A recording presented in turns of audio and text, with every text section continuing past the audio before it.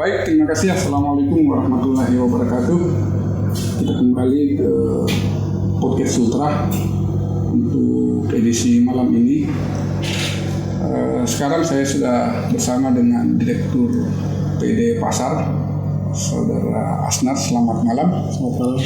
Oke, malam ini kita akan berbincang tentang kondisi pasar yang ada di Kota Kendari.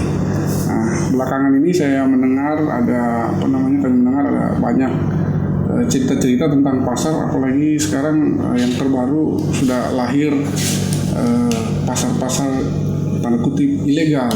Nah, mungkin nanti sebentar kita akan ulas keberadaan pasar-pasar yang tanda kutip ilegal itu, apakah memang betul-betul ilegal atau pasar yang betul-betul punya badan hukum. Nanti Saudara Asnar akan menjelaskan keberadaannya. Untuk saat ini kita akan mulai perbincangan kita tentang pasar. Nah, apakah PD Pasar sendiri melihat perkembangan pasar sekarang ini memang sudah terjadi pergeseran transaksinya yang awalnya masyarakat datang ke pasar melakukan transaksi jual beli, setelah itu pulang. Nah, sekarang ini saya lihat justru orang sudah banyak menghindar untuk datang ke pasar, tetapi lebih banyak belanja online. Nah, PD Pasar sendiri melihat apakah sudah ada fenomena itu atau bagaimana? Ya, fenomena itu sudah mulai terbaca, apalagi di sejak COVID-19. Ya, masyarakat itu sudah mengurangi aktivitas sosialnya, khususnya ke pasar. Dengan munculnya kemarin lockdown dan PPKM. Ya, jadi itu salah satu masalah yang kami hadapi, termasuk pasar online. Ya, pasar online ini mungkin ini adalah perkembangan zaman yang harus kami baca dan antisipasi, karena kecenderungan masyarakat ini ya belanja langsung ke pasar itu sudah mulai tergeser, apalagi munculnya pasar modern seperti Indomaret dan sejenisnya. Itu adalah salah satu tantangan kami. Oke. Nah, pasar online ini sendiri kan muncul karena perkembangan juga teknologi informasi. Ya. Nah, posisi PD Pasar sendiri apakah juga sekarang sudah mulai masuk mengintervensi keberadaan pasar online ini atau bagaimana? Kemarin sebenarnya kami sudah kerjasama dengan 3 ojol, itu Grab, Maxim dan Gojek. Ya, kita sudah ke sana tapi gagal. Sekarang kami lagi merancang ulang. Rencananya kami akan bekerja sama dengan Bank Indonesia dengan memfasilitasi semua ojol yang ada di Kota Kendari. Ya, kami sudah mulai melakukan pembicaraan, tinggal ditindaklanjuti saja. Dan kami juga lagi menunggu tindak lanjut dari Bank BI yang sudah berkomunikasi dengan kami. Oh, ya, berarti sudah kerjasama antar instansi ya? Ya, sudah ya. Pasar legal sekarang ini sudah mengalami pergeseran transaksi. Yang tadinya sebelumnya orang bertransaksi face to face, mereka masih datang ke lokasi penjualan kemudian membeli barang-barang yang diinginkan, langsung bertemu pedagang. Nah, sekarang dengan kehadiran teknologi informasi, kemudian dengan belanja online, nah, pihak PD Pasar sendiri kira-kira ada nggak data atau semacam analisis bahwa transaksi yang dilakukan dengan transaksi di pasar dengan yang dilakukan secara online itu sekarang jumlahnya itu cenderungnya itu sekarang sudah lebih besar orang membeli secara online atau datang langsung ke pasar? Ya, pada dasarnya karena kami ini mengelola pasar tradisional, jadi pada umumnya masyarakat kita masih memilih belanja langsung karena anggapan belanja langsung ke pasar itu lebih ekonomis karena biayanya lebih murah. Ya. Tapi kita tidak menutup mata memang ada pengaruh dari pasar online ini. Nah, kita juga sebenarnya sudah mulai mengantisipasi, salah satunya adalah bekerja sama dengan perbankan dengan pembayaran non tunai. Ya, pembayaran tunai. Jadi di pasar kami sudah mulai melakukan itu, dengan bekerja sama dengan Kris, Link aja yang difasilitasi oleh Bank BUMN. BI. Oh, BI. Iya. Bisa ya. Ya, kami juga sebenarnya sekarang ini dalam rangka pengembangan pasar, kami lagi merancang untuk perubahan status.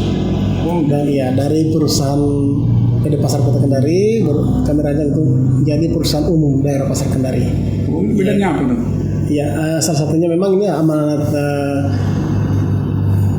peraturan menteri ya untuk semua BUMD untuk menaikkan status yaitu menjadi perusahaan umum. Ya, kalau sudah berubah menjadi perusahaan umum, kami bisa lebih mengembangkan lagi ya jenis usaha yang bisa kami fasilitasi melalui perusahaan daerah ini. Iya. Berarti kalau misalkan statusnya sudah meningkat menjadi perusahaan umum, berarti PD Pasar tidak hanya sekedar mengelola pasar itu sendiri, tapi mungkin bidang-bidang lain yang terkait dengan pasar itu bisa juga dikembangkan. Iya, bisa. Misalkan mungkin kayak di kota-kota besar, misalkan dia pasar ini selain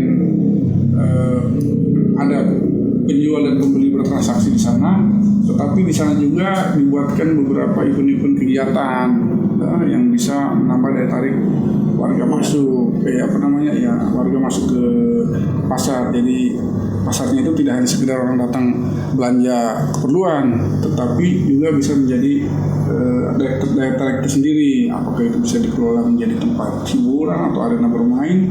Seperti itu ya. Ya, gambarnya seperti itu. Tapi kami mungkin dengan perkembangan zaman ini, kami akan mungkin mengarahkan lebih fokus mengatur kerjasama dengan pihak ketiga, khususnya seperti ini yang kasus pasar ilegal. Ini nanti kita akan mengatur bagaimana proses kerjasama antara PD Pasar dengan pasar-pasar swasta yang akan lain. Ya, karena memang selama ini yang diatur adalah kami hanya diberikan kewenangan untuk bisa bekerja sama dengan pihak ketiga dalam hal pengelolaan di internal pasar. Ya, jadi setelah nanti berubah menjadi perusahaan umum, kami bisa saja bekerja sama dengan pihak swasta.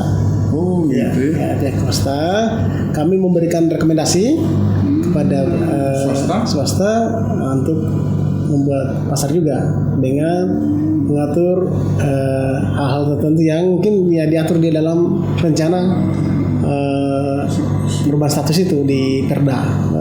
Kita akan mungkin ya kita. Berarti cakupan wilayahnya lebih besar lagi. Iya. Oh, gitu ya.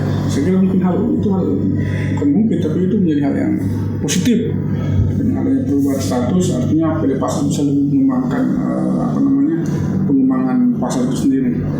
Nah, dan ini juga bisa mencegah hadirnya pasar-pasar ilegal. Iya. Nah, dengan statusnya yang sudah meningkat, dan upaya-upaya yang dilakukan dengan sudah bisa bekerjasama dengan berbagai pihak, nah ini bisa mencegah kehadiran pasar-pasar ilegal itu, karena kita sudah bisa pastikan pasar ilegal ini sudah pasti yang dipikirkan adalah bagaimana keuntungan pribadi yang didapat. Nah, sudah bisa pastikan.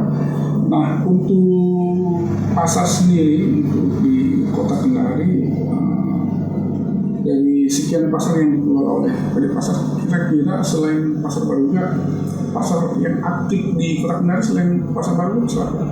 Ya, kalau pasar yang kami kelola yang aktif itu Pasar Baruga, Pasar Anonohu, Pasar Lapulu, dengan Pasar Payong.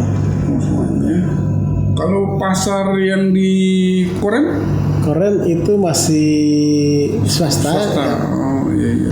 Terus untuk PD Pasar sendiri, apakah sekarang sudah punya program prioritas yang akan dikerjakan untuk ya minimal awal 2020 nanti? Kira-kira apa yang akan dikerjakan menyikapi kondisi pasar yang semakin mengarah ke digitalisasi transaksi ini? Kira-kira sudah ada nggak programnya? Kalau programnya sudah yang tadi saya sampaikan bahwa kami sudah merancang dengan Bank BRI untuk bekerjasama dengan ojol, karena ini transaksinya kemungkinan besar menggunakan itu. Tapi yang paling utama yang kami lakukan saat ini adalah dalam kondisi COVID-19 yang kurang lebih 2 tahun itu sangat berdampak luar biasa, mengurangi penghasilan kami, dan itu bisa berdampak pengurangan karyawan.